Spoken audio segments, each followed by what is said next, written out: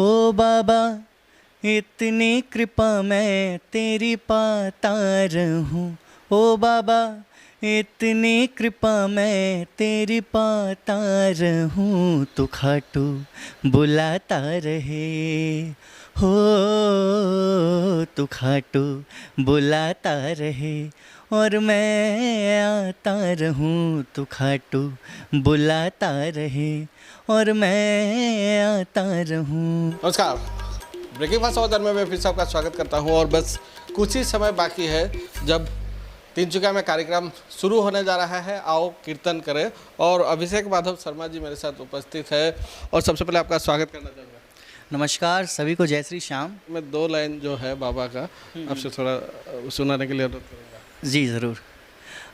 एक भजन है जो बाबा श्याम ने मुझसे लिखवाया और बड़ा ही प्रेम मिला सभी श्याम प्रेमियों का, तो उसकी दो पंक्तियाँ मैं गुनगुनाना चाहूँगा। ओ बाबा इतनी कृपा मैं तेरी पाता रहूं। ओ बाबा इतनी कृपा मैं तेरी पाता रहूं। तू खाटू बुलाता रहे हो, तू खाटू बुलाता रहे और मैं आता रहूं। तू खाटू बुलाता रहे और मैं आता रहूं। भाने लगी है तेरे दर की गलियां, तुम्हारे दर्श से खिले मन की कलियां। हो बाबा दीदार तेरा यूं ही पाता रहूं। तू खाटू बुलाता रहे और मैं आता रहूं। तू खाटू बुलाता रहे और मैं आता रहूं। अभिषेक जी, पहला दौरा नहीं है, इसके पहले भी कई बार आप आ चुके हैं और इसी तरह जो भजनों की वर्षा आप करते जा रहे हैं और तीनसुकिया को लेकर किस तरह की सोच है आज के दिनों में? एक समय व्यावसायिक शहर के तौर पर ज़रूर माना जाता था, लेकिन आज धार्मिक शहर के तौर पर भी तीनसुकिया लगभग परिचित होने लगा है। तो क्या कहेंगे यहाँ के जो श्याम भक्त हैं, उनकी जो भक्ति है, इस पर आप क्या कहेंगे?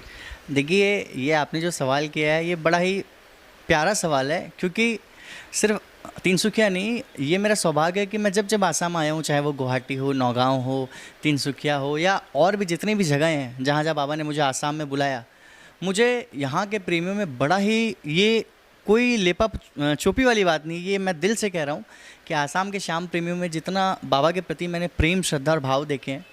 हम सभी कहते हैं कि कलकत्ता के श्याम प्रेमी ऐसे हैं वैसे हैं और बहुत योगदान रहा कलकत्ता का, मगर आसाम में आकर भी ये मालूम पड़ा कि इतने अच्छे अच्छे श्याम प्रेमी पूरे भारतवर्ष में तो हैं ही, मगर गुवाहाटी, तीनसुकिया, ये जगह, डिब्रूगढ़, ये जगह ऐसी हैं जहाँ पर भी बाबा के बड़े पुराने प्रेमी हैं और जुड़े हुए प्रेमी हैं जो बाबा को सच्चे मन से ध्याते हैं और उनके कीर्तनों में खुद रम के बाबा को रिझाते हैं। तो आसाम ऐसी धरती है पूरे भारत में जहाँ पे कोई भी भजन प्रवाहक अगर भजन गाने के लिए आया है तो विश्वास मानिए उसे बड़ा आनंद आएगा कीर्तन करके। गीत काफ़ी अलग अलग तरीके के होते हैं, लोग अलग अलग तरीके के गीत गाते हैं। आपसे मैं जान लेना चाहूँगा कि आपने भजन ही क्यों चुना? ऐसा क्या खास था बात जिसकी वजह से आपने भजन ही गाना उचित समझा?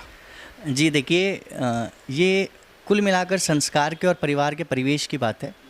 बचपन से, जैसे कि मेरे कुल देवता श्याम बाबा हैं, तो बचपन से ही परिवार में वो माहौल रहा कि हमेशा भजन, अखंड ज्योति पाठ जो बाबा श्याम के जीवन पर आधारित है, पूरे महाभारत पर आधारित है, तो उन चीज़ों को सुनकर, देखकर मैं बड़ा हुआ। कीर्तनों में बचपन से मम्मी पापा के साथ जाना, भाइयों के साथ जाना, खाटू जाते रहना बचपन से।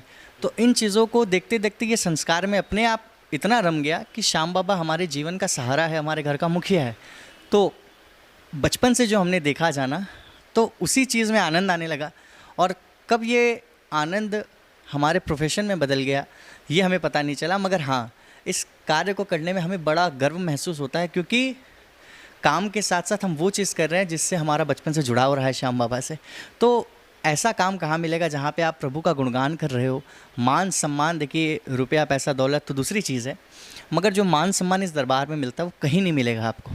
तो एक चीज़ देखा जाता है कि विशेष तौर पर जो बदलाव आया है युवा पीढ़ी में, वेस्टर्न कल्चर के प्रति लोगों का एक अलग ही भाव हुआ करता था जो हमारी नई पीढ़ी है, लेकिन इस तरह के भक्ति भाव वाली जो माहौल बनाई गई है, ख़ास तौर पर देखा जा रहा है कि छोटे छोटे बच्चों से लेकर विशेष तौर पर युवा पीढ़ी आज निकल कर आ रही है और लगभग यह जो दिशा है, गलत दिशा भटकने वालों को राह दिखाने की एक लोगों की उम्मीद बनती जा रही है। तो एक आप भी युवक है, तो जो युवा पीढ़ी है विशेष तौर पर, उनको इस विषय को लेकर मैसेज क्या देंगे आप? मैसेज यही देना चाहूँगा कि हमारे श्याम बाबा को वरदान है कि जो जो कलयुग घोर बढ़ेगा, मेरे बाबा के नाम का पूजा पाठ ये सब और बढ़ने लगेगी, मतलब घर घर और पूजे जाएंगे। और पहले के मुकाबले अभी बहुत से युवा ऐसे हैं जो 31 दिसंबर को 25 दिसंबर को पार्टी या फंक्शन या क्लबों में नहीं जाकर वो बाबा के कीर्तन में जाते हैं। तो बहुत सा बदलाव आ चुका है जो हमें देखने को मिलता है। हम जहाँ भी जाते हैं बाबा के दरबार में, तो वहाँ वरिष्ठ लोग तो रहते ही हैं जिन्होंने बाबा श्याम की नींव अपने अपने शहर में रखी, मगर उनके साथ साथ कई मंडल ऐसे हैं जिनमें आपको 20 से 30 साल के बीच के लोग मिलेंगे जिन्होंने पूरा मंडल बना रखा है, या फिर अगर पूरा मंडल नहीं बनाया है तो 65% उसमें यूथ जुड़ रही है। तो बहुत सारे लोगों का बदलाव कीर्तन में आकर बदला है, जिसमें हमारे हमसे जो बड़े हैं, जो बहुत पहले से हम बाबा की सेवा कर रहे हैं भजन प्रवाह का, उनका बहुत हाथ है। और ये देखकर अच्छा भी लगता है कि बहुत से लोगों का माइंडसेट बदला है, और जिनका नहीं बदला है, मैं कहूँगा एक बार बेमन से आओगे, 2 बार बेमन से आओगे, मगर 1-2 बार जब आप आने लगोगे ना, तो धीरे धीरे धीरे करके हर चीज़ में रुचि बढ़ती जाती है। आप एक बार बाबा श्याम के कीर्तन में आकर देखें, कीर्तन में रम कर देखें, और एक दिन ये सोच कर बैठें कि मुझे सच्चे दिल से आज रम कर कीर्तन करना है, देखें क्या इसका फल मिलता है। आप एक बार करके देखिए, दोबारा आपको कहने की ज़रूरत नहीं पड़ेगी। आप प्रभावित किससे सबसे ज़्यादा हुए थे, और जो इस क्षेत्र में किसने सबसे प्रोत्साहित करके आपको लाया था, थोड़ा इस बारे में जान लेना चाहिए। देखिए, कीर्तन भजन तो बचपन से ही कर रहा हूँ, और सभी को जो भी भजन गाते हैं, लिखते हैं, नृत्य नाटिका करते हैं, मैंने सबको देखा, सुना, जाना। मगर बचपन से ही मुझे आदरणीय संजू शर्मा भैया के भजन बहुत अच्छे लगते थे। उनके बाद आदरणीय संजय मित्तल जी भैया के भजन बहुत अच्छे लगते थे। उनके गाए हुए भजन लिखने में सभी बहुत अच्छे हैं, चाहे वो आदरणीय नंदू दादा जी हों, चाहे आदरणीय बिन्नू बाबू जी हों। और इन सभी के साथ साथ एक बहुत ही बड़ा नाम, जिनके भजनों को हर भजन प्रवाह गाता है, क्योंकि उन्होंने इतने भजन लिखे और इतने सरल शब्दों में इतनी सारी भजनों की अलग अलग विवरणताएँ लिखी। उसमें है आदरणीय जयशंकर जी चौधरी बनवारी जी, जिनके भजन मुझे बहुत प्रभावित करते हैं, क्योंकि वो बड़े ही सरल शब्दों में बहुत अच्छी बातें मन की कह जाते हैं। तो सभी मेरे लिए आदरणीय, मगर आदरणीय संजय मित्तल जी भैया, आदरणीय संजू शर्मा भैया, इन सब को सुनकर मैं बड़ा हुआ बचपन से लेकर, और अभी भी सबको सुनता हूँ, और जो चीज़ें अच्छी लगती है उसे कोशिश करता हूँ कि मैं अपने अंदर उतार सकूँ। चलिए, आपका भी कार्यक्रम है और कोशिश करेंगे कि कार्यक्रम का भी जो लाइव विजुअल है हम दर्शकों तक पहुँचाए। इतनी व्यस्तता के बीच जो आपने समय दिया, बहुत बहुत धन्यवाद। बहुत बहुत धन्यवाद सभी को। जय श्री श्याम, जय भारत।